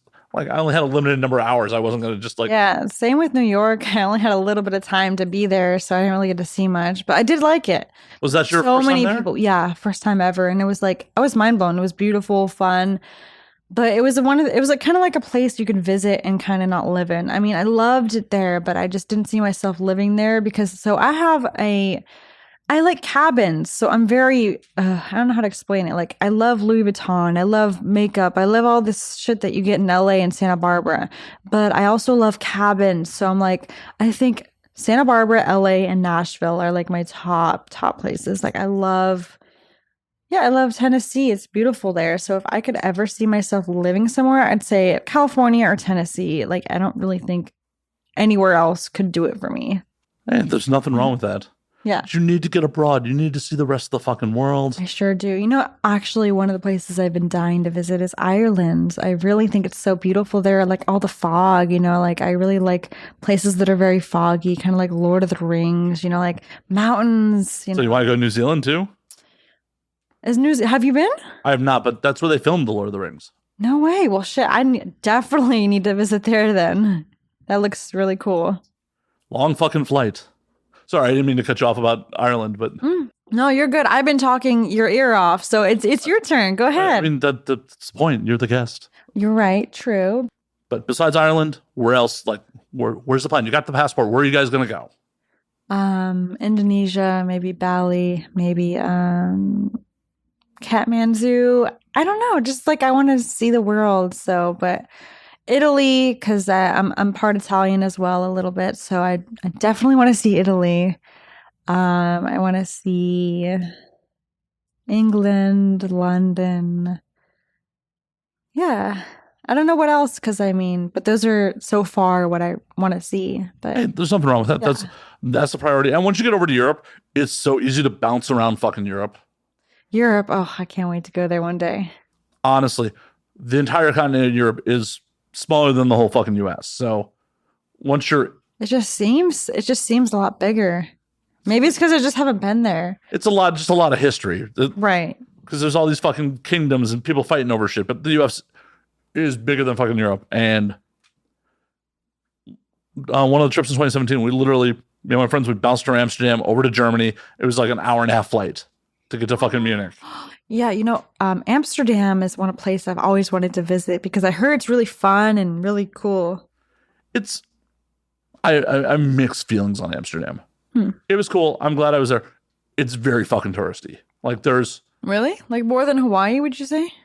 it's different. It's definitely Or different touristy, vibe, but yeah. it's very much like Europe's Vegas.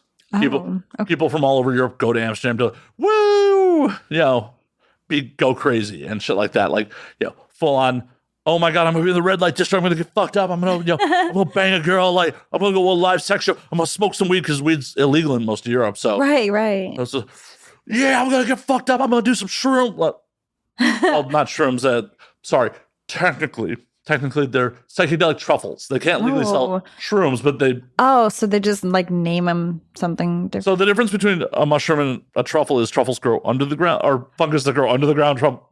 Mushrooms come up. That's the only fucking difference. Okay. So they're loopholing it by selling psilocybin fucking truffles.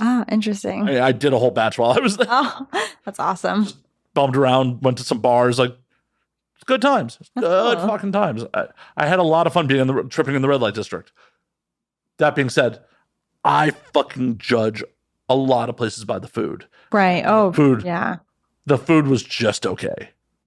Really? What'd you get?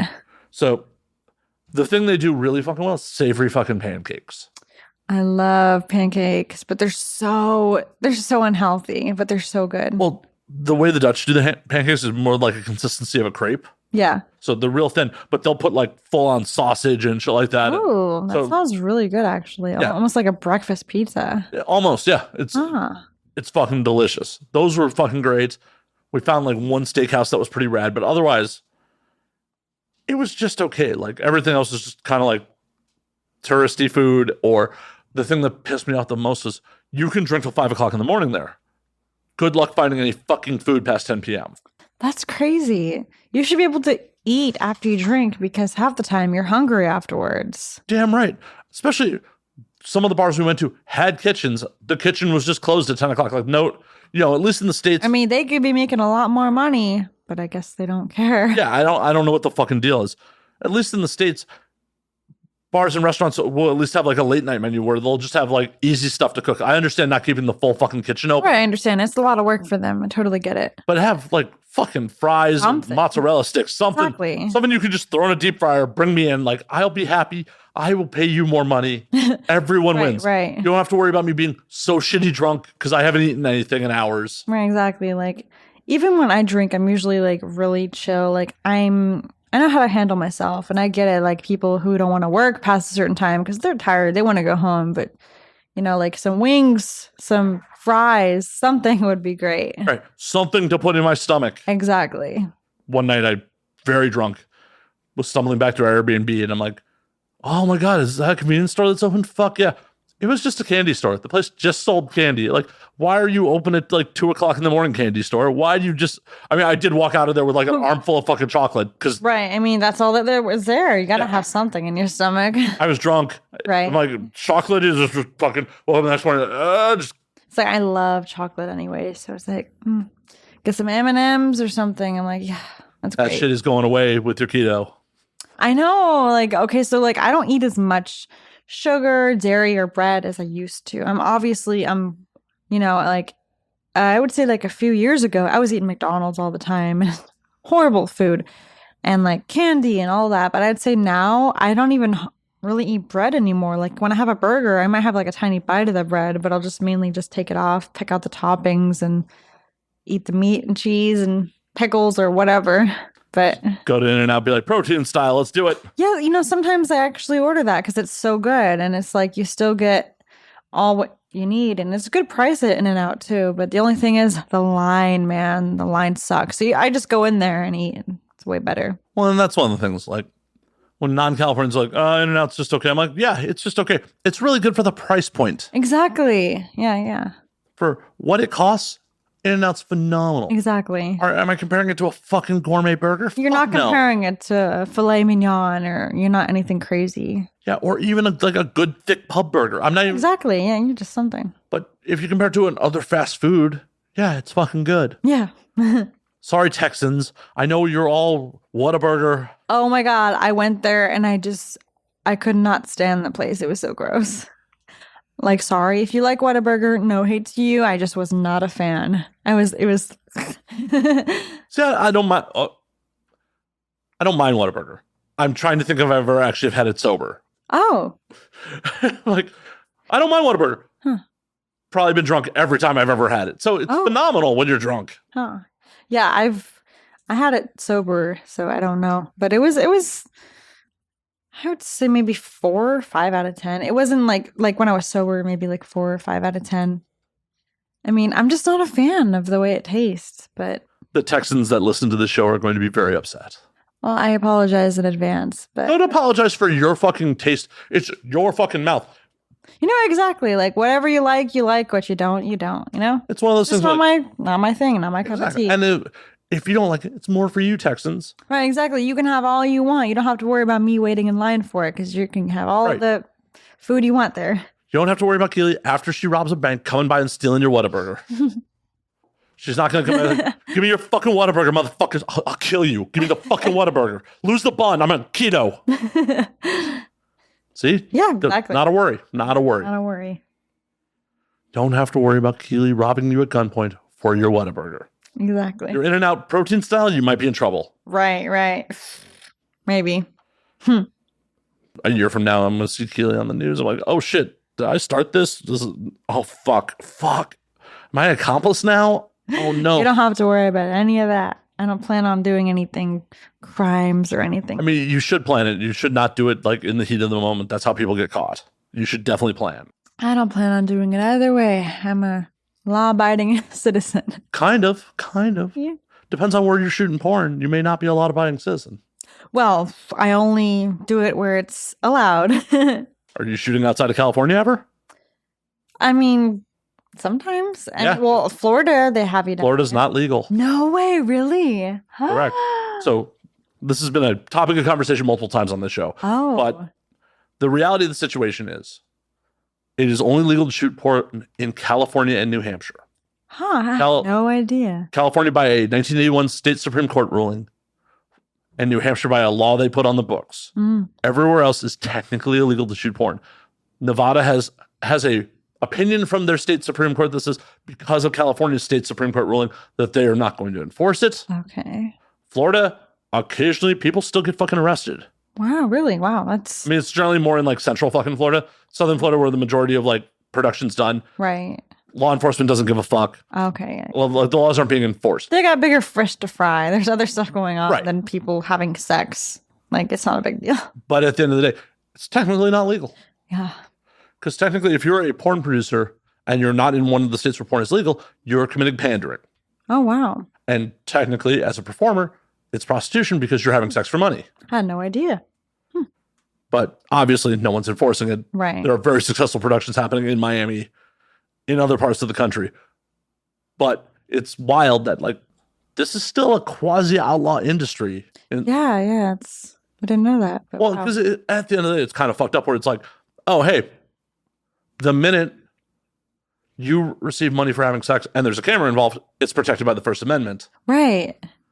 But if you were to just receive money for sex, that's illegal. But the reality of the situation is it's because of intent. The intent behind pornography is you're creating an artistic work. It is not about you or the other party's gratification. It is Well, there's some museums. Isn't there like some museums that don't allow photography?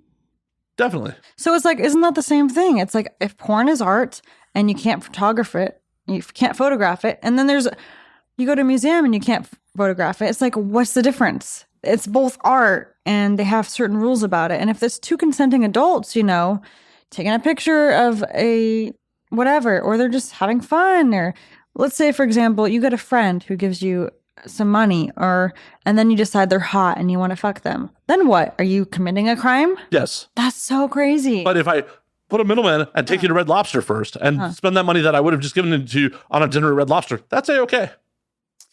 I don't know why I brought Red Lobster into the mix, but I did. I know, I get it. You're trying to make an analogy, but yeah, I get it. It's Oh no, I was crazy. just talking about Red Lobster as a brand. Like I love Red Lobster. It's so good though. the biscuits are great. I know, with all the butter and the garlic. Definitely not necessarily like the food I want to have right before I get close to someone's mouth or genitals. but Right. But it is good. It is good. It's been forever. I should now. I want to go to fucking Red Lobster and just gorge myself on biscuits. Honestly, same. I haven't been there in like at least a year. So good. You have been there much more recently than I have. I don't think I've been there in probably fucking 10 years. Well At then. least. Well, honestly, they're like so overrated anyway. I went there last time. I got a very small portion for what you pay. And it's like, I don't know, it's just like a small portion. It was really good, but I don't know, I just didn't really do it for me, if that makes sense. Like I had really good seafood in Florida and I had really good poke earlier today in Santa Barbara. So I don't know. I guess I don't know if I'm just picky or just stuff in general is not as good as it used to be. I don't know. So that probably is nostalgia. Probably Yeah, some of that was that's just like true. you didn't know what you like. You're like, oh, hey, Red Lobster's a fucking treat, and you hadn't had like fucking good seafood at that point. That's true. And your memory's like, this was fucking delicious, and now you're like, oh, I've been to a real seafood restaurant. Red Lobster is just okay. You're right. I think it's also because we live in California and we're so privileged. We have all this great stuff where not a lot of people have access to such great stuff, So we're more like, oh, this is good. We know what's good. We know it's not. That kind of thing. It's very true. I still want to go there and like gorge myself on biscuits. Oh, yeah. Now you got me thinking about the biscuits and the asparagus, potatoes, and the steak and the lobster. Dip it in the butter. Because in high school, like when me and my friends had some money, like we'd go to Red Lobster. We'd take a girl to Red Lobster because you had some money. Like, Yeah. Look, I'm balling. I'm taking a girl to Red Lobster. I would go there all the time. Or Olive Garden even. Like they're all like owned by the same places or whatever. But their food is just it's very similar and it's just very addictive. It's so good. And Applebee's. I love Well, it. it's probably because it's probably loaded with fucking salt and fat, which your brain's like, oh yeah, that's good stuff. Yeah. But you know how you notice that it all tastes like it's the same people owning it. Like it's all owned by the same people. It has that flavor. Like if you get blindfolded and someone gets you a McDonald's burger or a Denny's burger or whatever, you can kind of tell where it's from, I can tell I'm going to be fighting someone very shortly. Yeah. Like, oh man, someone's trying to poison me. I guess we're fighting. No, but I get what you're saying. Yeah, you can tell what it is. Like if you blindfolded me right now and be like, you handed me a McDonald's burger and a Burger King burger, I would know which is which because they just have like a distinct flavor because that's their brand. I don't know what they put in it, but my God. They don't know what they put in it. It's not healthy. I haven't had it in years. I love the taste, but I'm never going to eat it again because I know how bad it is and I kind of know what's in it. Never say never. Never. Never say never, but I will try to avoid it at all costs because of how unhealthy it is. No, it's a wise move. It's absolutely a wise move. It's just, unfortunately, sometimes it's like, oh, it's 4:00 in the morning. What the fuck? Oh, McDonald's is open. Fuck. I still don't even do that anymore. If I'm hungry, I just go hungry, or I have some water, or I just go to like the gas station or something and I get like some tuna or cheese sticks or a yogurt, because that's still healthier than going to McDonald's where Gas you don't know station what tuna? That's brave. No, like the Starkist little packs. Oh, okay. Like, those are like, I know. I thought you were like, I'm going to eat a tuna salad sandwich Oh from the gas God, no! station. Don't ever Like, get their sandwiches. Don't ever get their like stuff that's like freshly made. It's not freshly made. Just yeah, it's just like you're taking your life in your own hands there, lady. not that. I mean, like the Starkist stuff, or all that. One of my friends back in the day, I've never seen someone so violently ill, decided to like get a gas station sandwich when we were on a road trip. And he missed most of the fucking trip because he was just in the hotel room puking for like 48 hours. I've never seen someone. That's rough. I'm like, dude, why would you do that? It was there, man. I'm like, you're fucking.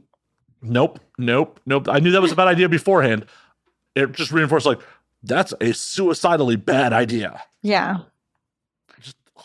Oh. Oh, and their hot dogs. Like, even my dog didn't want to have the hot dogs from the gas station. He was like, what the hell is this? You're feeding me poison. You man, what's this? Poison. You know it's bad when the dog won't eat it. Mm-hmm. Dogs are nasty. They eat some disgusting stuff. They'll eat their own shit. Yeah. I won't even bring up another story, but I want to. No, you can't tease us with that. What do you got? No, I can't bring it up. Aw. Okay, I'll tell you anyway. So one time my dog, my dog took a dump and he ate it, and it was just disgusting. It was just, yeah. As dogs do. Dogs are weird. We went on a hike and our dog saw some horse crap and he ate it too. But that was like more of a thing when he was a puppy. He's new to the world. He doesn't know what things taste like. He's like, oh, does that go in my mouth? Like, no, it does not. Don't even try. One of my friend's puppies, I was watching the dog and like, I swear the dog's suicidal because puppies are so cute, but why are they so nasty? I don't. Because they don't know any better. But they're so cute, but they're so gross. People say the same shit about human babies. True. Yeah, that's also true. Yeah. Human babies will fucking murder themselves if you don't watch them. Like, oh, hey, weird. Can I stick this thing in the outlet? No, baby. Can I put this thing in my mouth? No. There's a reason there's choking hazards on fucking Legos, because babies will fucking murder themselves if you let them. They'll literally do anything. Yeah. They're like, oh, hey, that's yellow. I can't chew it. I'm just going to die. Oh, will I asphyxiate with this plastic bag over my head? Yes, you will, baby. Don't do it. It's like, if it's there, I'm going to eat it, or I'm going to do something crazy with it. I'm going to crawl in. Don't crawl inside the refrigerator, baby. Like, they will just try to kill themselves. This is why I don't want children, because it will succeed under my watch. Yeah. And that's a lot of paperwork and a lot of explaining.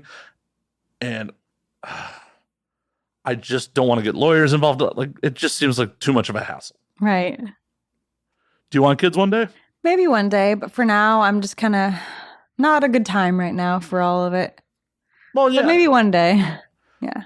For sure. Because obviously, being out from work, unless you're just going to shoot pregnancy fetish shit for a while. I don't know about that. I think I might have to pass on that. Well, I don't know. I mean, if you got pregnant, you wouldn't shoot pregnancy fetish shit? I don't know. Maybe not. I don't know. I can't say. Just something that's uncomfortable for you, or? It's just something that's, well, I mean, I don't plan on having babies anytime soon. So that's kind of like something I just haven't thought about. Well, it's work. I mean, I'm sure there's other things you've done on set that you aren't necessarily into in real life that you've done for work. It's true. So what is the price point on shooting pregnancy porn? Assuming that you had gotten pregnant. I'm not suggesting you get pregnant just to shoot pregnancy porn. Right. Oh, of course, obviously. You never know. People do some wild shit. Hey, I try to do whatever's good for both parties. Like, if I would never just have a baby just to have a baby for views or whatever, because that's just messed up. Because then you're going to bring somebody into the world, and if you're not ready, they're not ready. It's just going to be a shit show. So, well, yeah, tell that to a lot of people that are parents. Yeah. A lot of people that have no business being parents are parents. I agree. But back to what would be the dollar amount? Like, what would be the rate to be like, oh yeah, I'd shoot some pregnancy porn. Like, if I was ready. Yeah, assuming like you two have like, oh, we want to settle down, Obviously- start a family. I would say the most I can possibly get. So whatever that is. I don't know. But, Maybe I mean, I'm saying what is the minimum you would accept for it? the minimum, probably 10 grand or something. 10 grand? Yeah, probably. 10 grand pregnancy scene? All right. Yeah. Hey, if you can get it, fuck yeah, do it. Just because it's so out there for me, but I would do it for that for sure. If someone's willing to pay it, and you obviously had gotten pregnant, Right. why not? Exactly. Yeah. And it's not like, oh my God, this is your first scene or some shit. Right. If an opportunity presents itself and you're down and you feel like it, okay, make a deal. Exactly. I mean, that's the nature of the beast. I mean, unfortunately, unfortunately, we're in an exploitative business. Like, people want to, shoot you in all the ways they possibly can. Right. If right. you're willing, someone will put you in a weird Exactly. Everyone's got a price for whatever they want to do. So 10K. I mean, if you can, fuck yeah, that's awesome. I'm pretty vanilla when it comes to sex, but I'm a little kinky, but I mean, What's for a the little right kinky? price. I don't know. I'm talking real life. I'm not talking on set. Like, Okay. Well, I don't know. as we put you on spot with your partner in the room. Okay. Well, I mean, I've done some porn where I did a threesome. No, I'm talking real life. Like, real life. Real life. Okay. So what would I've done anal a few times. That's great. That's like the furthest I've gone. Wait a minute, you haven't had vaginal sex? Well, of course I have, duh. But I mean, like, I thought anal's third base and vaginal's a home run these days. I mean, I guess it just depends on who you ask. But yeah, I would say, Well, like, because you're not losing your virginity if it's just anal, according to the Catholic girls. So I've been told. well, whatever works for you, I guess. But no, I've done all sorts of stuff. I've done regular vaginal, anal. I would say schoolgirl choking, like you're a naughty girl type shit. But I'd say I'm pretty, I don't know, like if something arises and there's something that my partner wants to do, or I get offered on shoot and I decide, well, hi, maybe I should try this at home, but Has there been anything that like you had as an upcoming scene that you hadn't done in your personal life? You're like, hey, babe, let's knock this out before I go do it on camera. Oh, a lot of it. Like what? Done. So I've done threesomes for porn. I've done guy, But girl. I'm saying, did you go experiment with that in real life before No. you did it on camera? I didn't. Okay. Yeah.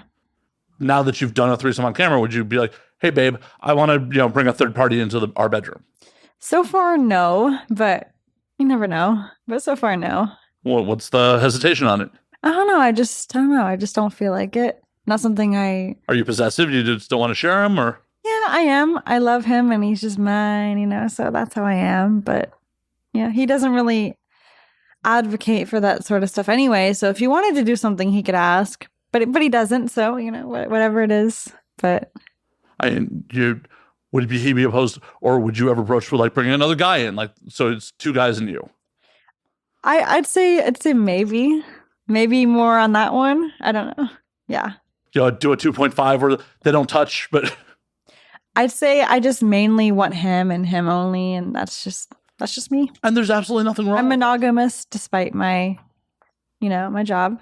And there's absolutely nothing wrong with that. Yeah. And that's fine. Each their own, whatever makes you happy. Exactly. And that's the thing.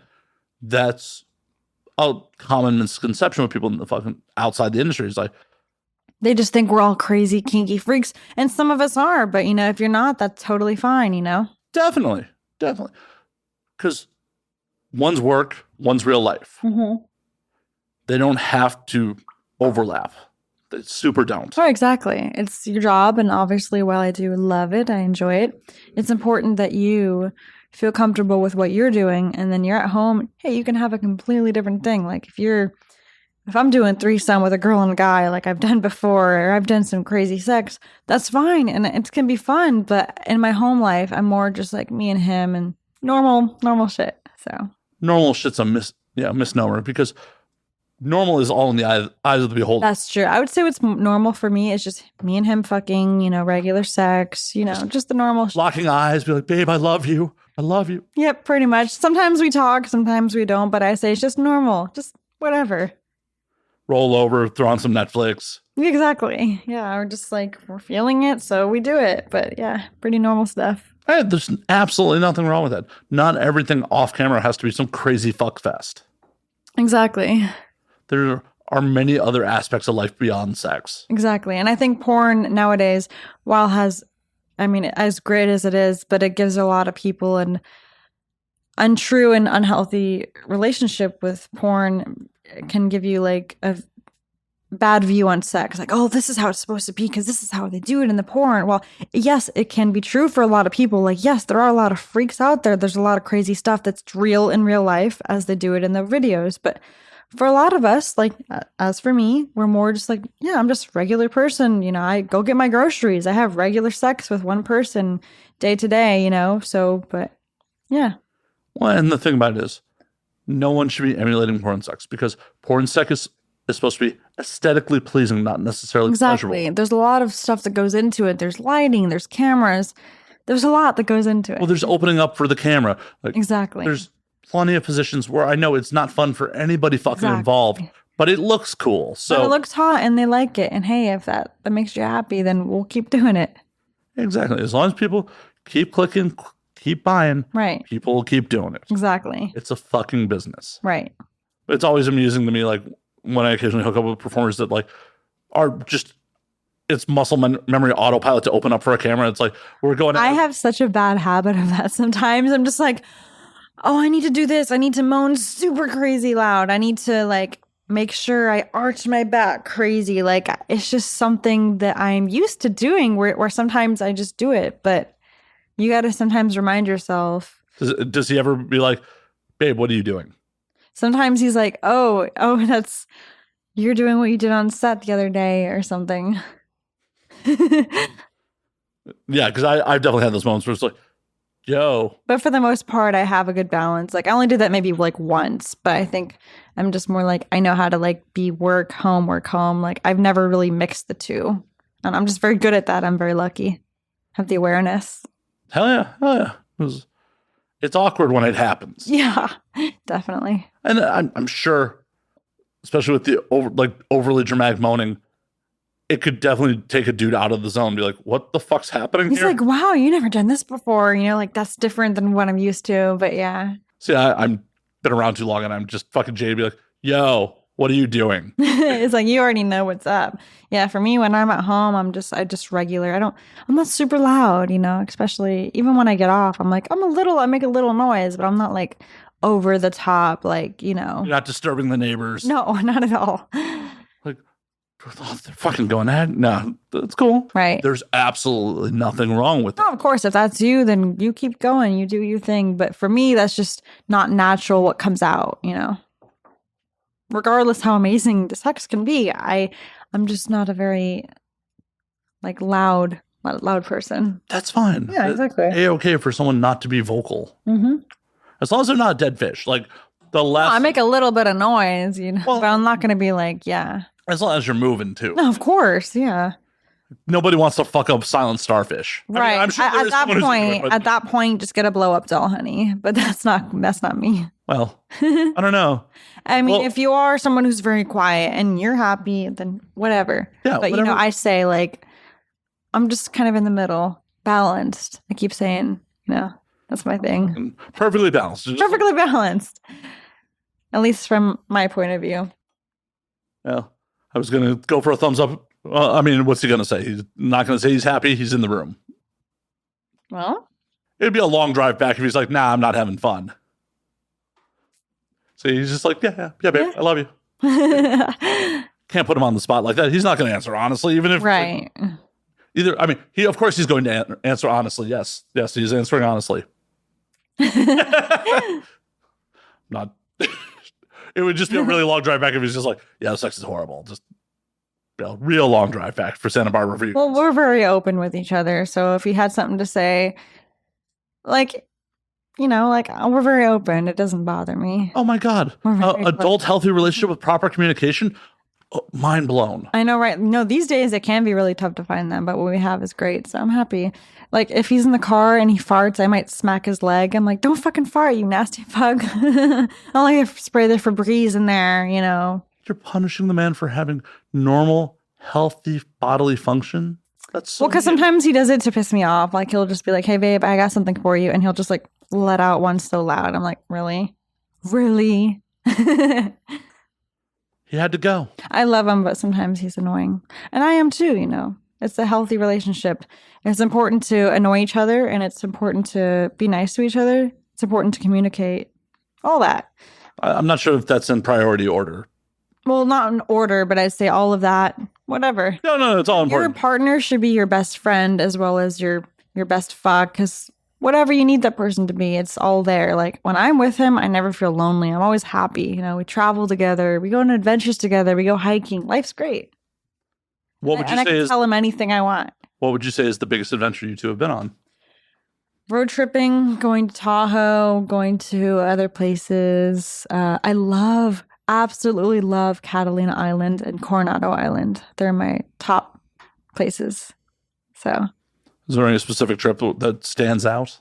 Chattanooga, Tennessee, Catalina Island, and Tahoe, I'd have to say. Oh, I mean, but a specific trip to one of those places. Oh, they're all wonderful. I'm very nostalgic, so I tend to really like everything a lot.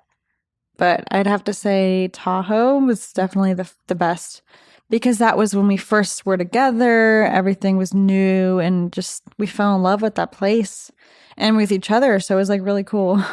And Tahoe was like amazing. So set the scene. Was this during winter? Did you guys go skiing like during the summer? It was during like May, June, July-ish. Yeah, we were there for a few months. It was great. So you're just bumming around Tahoe for a couple months. Yeah, we're checking it out, seeing how we liked it. It was a new relationship, so everything was like we were in the honeymoon phase, and it was great. Things are still great, but like, I don't know, when you go to a new place with a new person, everything, you just get that feeling, you know? For sure. It's really a make or break moment. Yeah, and that's why we like to travel a lot, because we're very nostalgic, and we want to get that feeling all the time, that honeymoon phase. And we get that a lot, especially when we go to like new places, new cities, new restaurants even. You know, you don't have to go very far to get a good experience. There's places we go to, like if we go to Tahoe or Big Bear or Catalina, we're still going to have a wonderful time and still have that nostalgic, starry-eyed experience, you know? So it's great. It's fucking awesome. That is absolutely. And that's what our relationship goals should fucking be. Like, right. You shouldn't be dreading like spending time with your partner. Exactly. You should enjoy it. Yeah, it shouldn't be like the bad sitcom fucking relationship. Like, oh, I fucking hate my wife. I'm going to go bowling with the guys because I don't want to be around her. Right. I'm so happy we don't have that. Well, and if you did, fucking run away. Anyone who's in a relationship like that where you hate being around your partner, right, exactly. Don't be in that relationship. I can't tell you the amount of guys at the strip clubs are like, oh, I'm married, but I'm so miserable.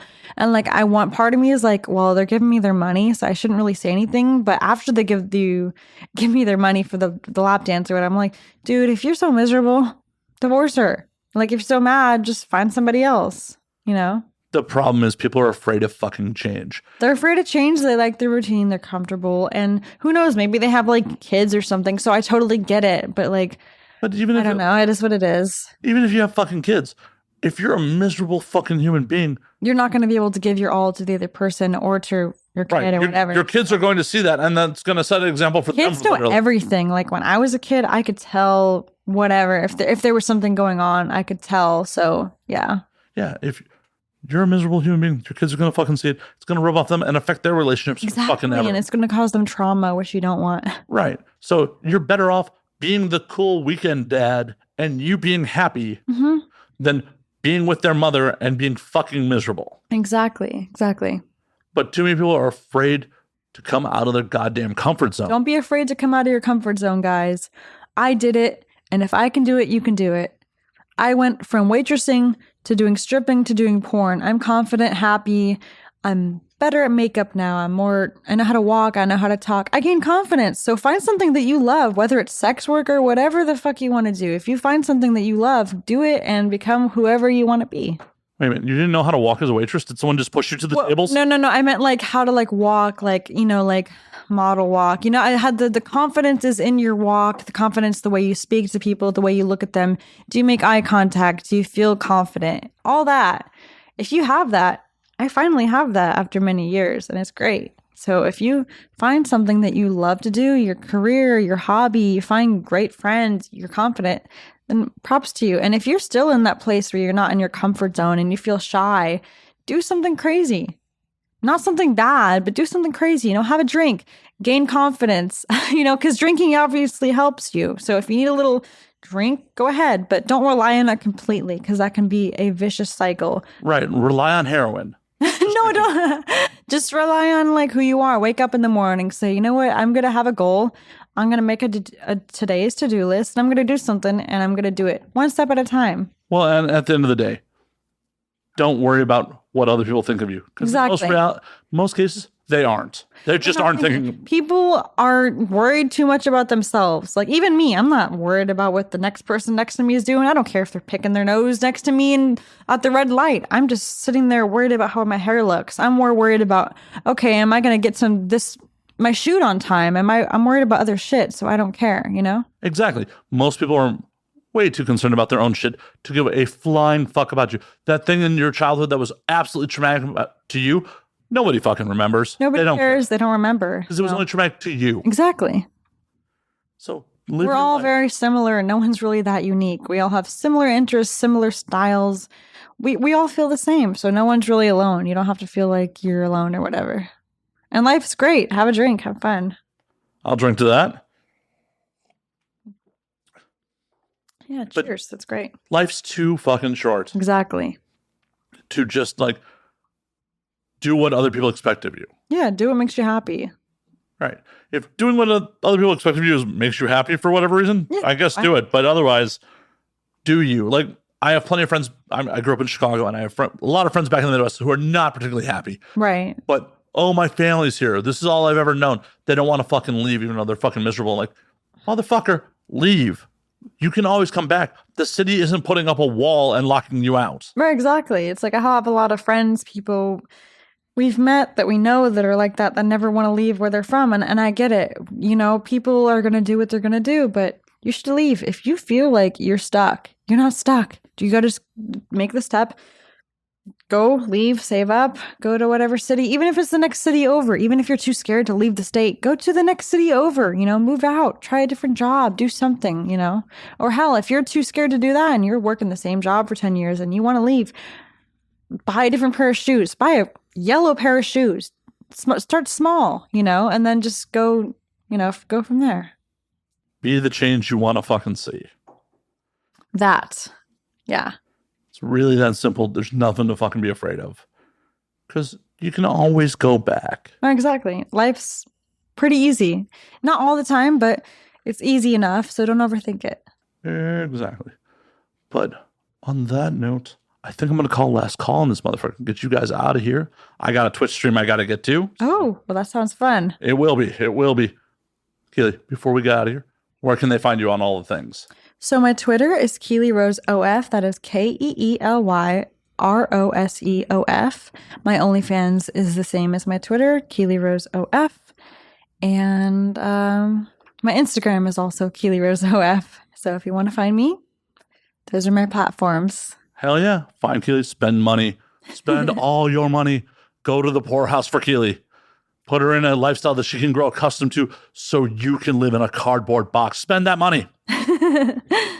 But as always, you can find me at Matt_Slayer on Twitter, Matt Slayer on Instagram, Matt F. Slayer on Facebook, twitch.tv/Matt F. Slayer. You can find the Patreon exclusive content, which involves Keely's breasts, at patreon.com/Matt Slayer. You can find the podcast at And Now We Drink on Twitter and Now We Drink _ on Instagram. And until next week, drink up, motherfuckers.